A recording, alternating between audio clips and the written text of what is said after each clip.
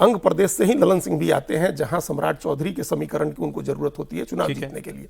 तो ये कास्ट का अर्थमेटिक सबसे पहले ध्यान रखा गया, कॉन्टिन्यूटी ध्यान में रखी गई, और भारतीय जनता पार्टी ने एक लीडर तैयार किया है इसको, सम्राट चौधरी को। और ये जो ऑब्वियस चॉइस थे वो, जैसे 21 में हेमंत बिस्वा शर्मा ऑब्वियस चॉइस थे, या 24 में देवेंद्र फडणवीस ऑब्वियस चॉइस थे, 22 में योगी आदित्यनाथ ऑब्वियस चॉइस थे। तो बीजेपी हर बार सिर्फ चौंकाती नहीं है, ऑब्वियस चॉइस को भी बनाती है। ठीक है। और बाहरी लोगों की भी बात हो रही है तो वो लाइन लगी हुई है, बसवराज बोमई, मानिक साहा, पेमा खांडू, हेमंत बिस्वा शर्मा, वो लंबी लाइन। अच्छा, अभी बिहार के जो भावी मुख्यमंत्री हैं नीतीश कुमार, उनके साथ एक बातचीत हुई है हमारे सहयोगी नीतीश चंद्र की, तो वो हम देख लेते हैं क्या कहने वाले हैं, क्या कह रहे हैं सम्राट चौधरी मुख्यमंत्री बनने से पहले।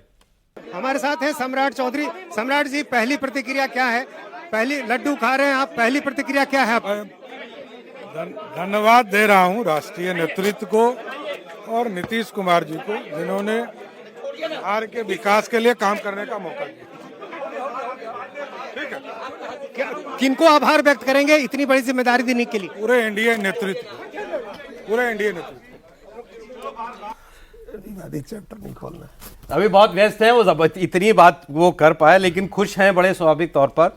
अब देखिए बाकी लोग, अब ऑपोजिशन क्या कह रहा है। अब सबको नीतीश जी बड़े भले लग रहे हैं, नीतीश जी सबको याद आ रहे हैं कि तुम तो कहते थे 25 से 30, फिर से नीतीश, क्या हुआ, ठग लिया जनता को। सम्राट चौधरी के बनने का क्या बिहार की जनता में कोई रिएक्शन होगा?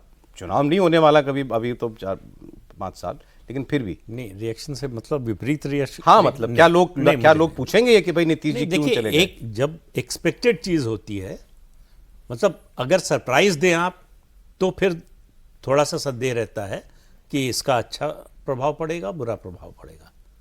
ये बीजेपी ने 2-3 साल पहले से जो है, जैसे देवेंद्र कह रहे थे, जब उनको प्रदेश अध्यक्ष बनाया, डिप्टी सीएम बनाया, फिर इस बार डिप्टी सीएम और होम मिनिस्ट्री दिलाई, होम डिपार्टमेंट, तो उसके बाद उनका जो क्रमिक उत्थान हो रहा था, उससे स्पष्ट हो गया था कि बीजेपी को मौका मिला तो पहले नंबर पर ये है। कोई एक्सीडेंट हो जाए, कुछ और हो जाता तो अलग बात थी, लेकिन उनको लेकर एक अपेक्षा थी कि यही बनेंगे। कोई दूसरा नाम की बहुत ज़्यादा चर्चा, वैसे तो मुख्यमंत्री मंत्री बनना होता तो बहुत से नामों की चर्चा होती है, कुछ लोग अपने नाम की चर्चा करवाते भी हैं, लेकिन जो है बीजेपी का जो कार्यकर्ता था उसने स्वीकार कर लिया था कि ये होने वाला है। जेडीयू कार्यकर्ता, और जेडीयू का कार्यकर्ता, उसको अगर कोई सवर्ण बन गया होता तो शायद दिक्कत होती। तो जो अभी अजीत बात कह रहे थे कि कंटिन्यूटी, हम कह रहे हैं चेंज विद कंटिन्यूटी, कि कोई झटका न लगे, with scope of future change. वो तो हमेशा बना रहता है, लेकिन जो है कंटिन्यूटी में आप देखिए सोशल इक्वेशन नहीं बिगड़ने दिया है। हाँ, और कुछ भी हो, सम्राट चौधरी एंटी हिंदू उनकी कोई छवि नहीं है कि हिंदुत्व विरोधी हो या उस तरह की राजनीति करते लेकिन उसके लिए जाने भी नहीं जाते, उसके लिए जाने भी नहीं जाते। उसके लिए तो हेमंत बिस्वा शर्मा भी नहीं जाने जाते थे। आज उनसे बड़ा हिंदुत्ववादी कौन है? तो नहीं, इन्होंने एक बड़ी मजेदार बात कही अभी, जब उनके नाम का प्रस्ताव रखा गया और स्वीकार कर लिया गया, तो जब माइक आया पहली बार हाथ में, तो उन्होंने सबको धन्यवाद दिया और फिर कहा मैं 30 साल से काम कर रहा हूं बिहार में कार्यकर्ता के तौर पर, लेकिन बीजेपी में आने से पहले मेरे पास विचारधारा नहीं थी। तो विचारधारा भी दी पार्टी ने उनको। भाई देखिए, किसी भी कैडर बेस्ड पार्टी में तो ये होता, 2 ही पार्टियां हैं इस देश में, मतलब लेफ्ट तो अब धीरे धीरे खत्म ही हो रहा है। अगर केरल में हार गए तो समझिए कहीं भी सत्ता में नहीं होंगे, और दूसरा बीजेपी।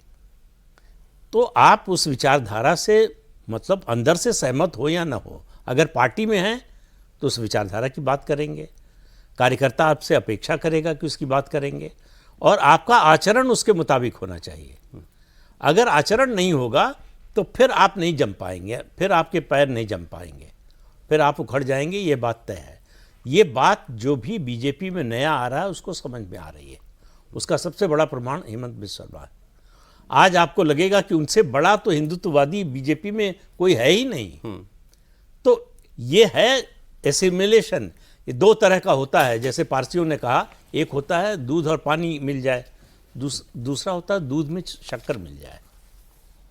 दूध में पानी मिले तो पता चल जाता है, शक्कर घुल जाए तो पता नहीं। उन्होंने कहा था जब आए थे भागकर वो ईरान से, तो कहा कि हम दूध में शक्कर की तरह मिल जाएंगे, आपको वो अच्छा लगेगा आपके खिलाफ कुछ नहीं करेंगे।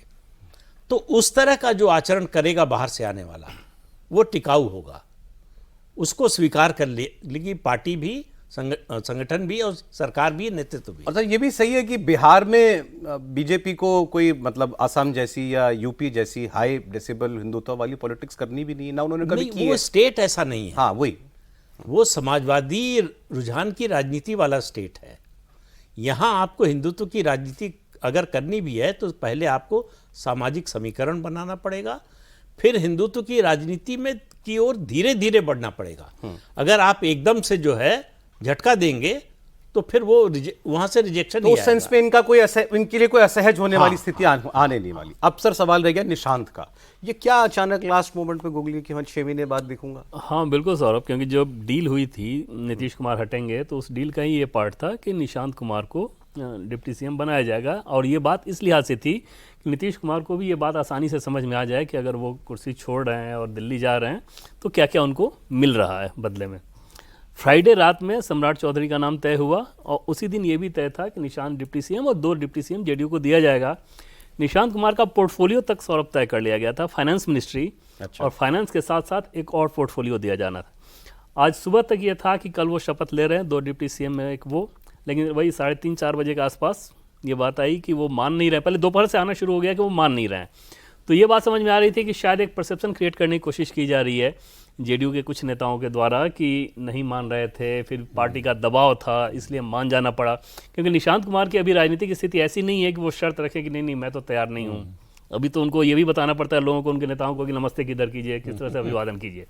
तो ये बात उस समय ये समझ में आ रही थी कि शायद एक प्लांट किया जा रहा है इमेज मेकओवर के चलते।